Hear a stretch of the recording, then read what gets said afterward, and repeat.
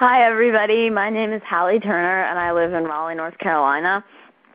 And I'm a 12-year-old climate activist and member of the Youth Council, which I got involved in when I was in maybe 3rd or 4th grade, and I'm in 7th grade now.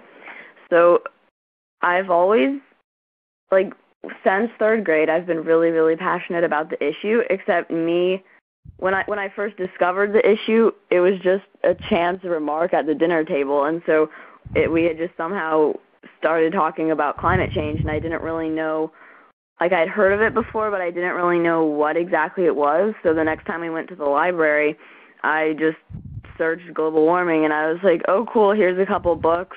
I might as well give it a try, because I didn't, I knew it had something to do with melting ice caps, except that was basically it. And like Alec, who got inspired by Al Gore's documentary, An Inconvenient Truth, I found Al Gore's book, An Inconvenient Truth.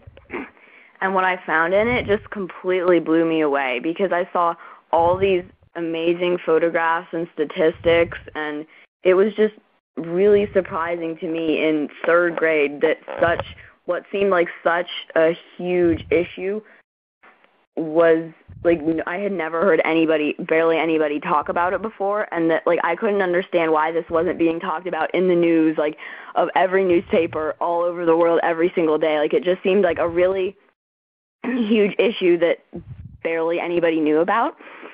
And so I think the issue motivates me because in today's busy lifestyle, I think it's just good to take a step back and just think, wow, we're insanely lucky to live on this amazing, astounding, spectacular planet.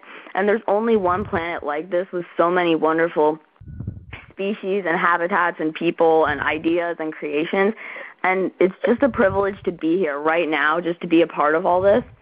And we live on such a beautiful planet, and we've been blessed with so many opportunities to make this planet even more amazing. So we have so much capacity to do more with what we've been given, and yet some of us still refuse to listen. Some of us still won't take action when the jaw-dropping pictures and facts like the ones I discovered in Al Gore's book are staring them right in the face. This was just basically what inspired me to get involved, because when I did more research, it was just insanely surprising to me that a lot of people denied that it even existed. And it also just frustrated me as I was doing more research that there were barely any opportunities for kids like me to get involved in the issue, because I just kept searching and searching, and it was really hard to find a way to take action until I discovered iMatter. And it was really, really helpful because that was a way that I could do something. That very minute I wanted to find something that I could do to support the cause, and iMatter was the outlet that I found to be able to do that. And so gradually I emailed Miss Valerie, and I made a couple blog posts, and I gradually just wrote more and more things about the issue. And so then eventually last year, Miss Valerie said, hey, Hallie, would you be interested in planning an iMatter march in Raleigh?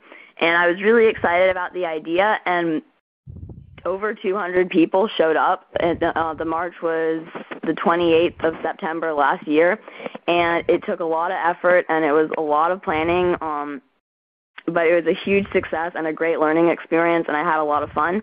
And it helped me recognize the challenges and opportunities that go along with something like climate activism. And HBO approached me through iMatter and asked if they could film the march, because they're doing a documentary called Saving My Tomorrow, which basically just focuses on youth who are passionate about the issue of climate change. So I'm going to be featured in that documentary, which will be released this December. And also one of the other things that I've been involved with, which Mr. Larry mentioned a little bit of, is that we're still in the very early stages, but there's going to be our Children's Trust lawsuit we're working on it in North Carolina, except it's in the really early stages, except we're working on something. And so Al Gore's book was what originally inspired me, except what motivates me to keep going, to keep fighting for the issue, is the fact that I want to die knowing that I fought as hard as I could for this planet. I want to be remembered by my grandchildren and my great-grandchildren as a member of the generation that saw the signs and had access to the facts, like what was in Al Gore's book, and just sat doing nothing as their planet, the one Earth, the one amazing planet that we have an immense privilege to be a part of, is destroyed. We, as the youngest generation, as the leaders of tomorrow, can't afford to wait any longer to act. Unfortunately, we can't trust today's leaders to make decisions that will benefit us and our children and our grandchildren. My 7th grade science teacher, who works for the Wade County Public School System in Raleigh, wasn't allowed to tell us her opinion on the issue of climate change in my 7th grade classroom. She wasn't allowed to tell our class about how we are rapidly destroying this planet with our burning of fossil fuels, how if we don't take action now, it'll be too late. Yes, she could say having a warmer ocean would cause stronger hurricanes, but amidst units on hurricanes, tornadoes, extreme weather, the atmosphere, and burning fossil fuels, we were learning all of this stuff that was really, really relevant to climate change. She only talked about climate change that one time. She couldn't even say, we need to cut down on our use of fossil fuels because it is causing climate change. We're causing these warmer oceans, which means more powerful hurricanes and stronger droughts.